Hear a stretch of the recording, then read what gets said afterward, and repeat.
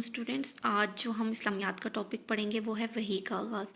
پیارے بچوں، ہمارے نبی صلی اللہ علیہ وسلم اپنی زندگی کے ابتدائی دنوں سے ہی برائی سے دور رہتے تھے، اور حضرت خدیجہ رضی اللہ سے شادی کے بعد حضور صلی اللہ علیہ وسلم اپنا زیادہ تر وقت لوگوں کی بھلائی اور فائدے کے کاموں میں گزارتے۔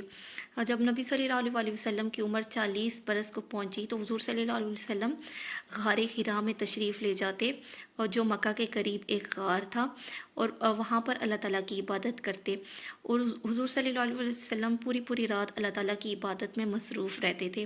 انہی دنوں میں آپ صلی اللہ علیہ وسلم کو سچے خواب آتے تھے، اور جو کچھ آپ صلی اللہ علیہ وسلم خواب میں دیکھتے تھے اگلے دن وہی واقعہ پیش آ جاتا تھا۔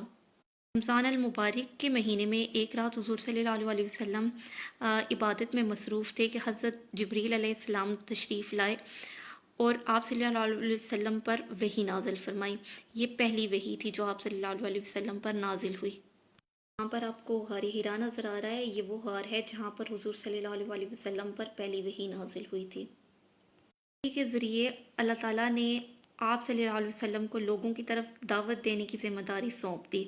حضرت جبریل علیہ السلام کی آمد اور وحی کے نزول کے باعث آپ صلی اللہ علیہ وسلم کا جسم مبارک کانپنے لگا۔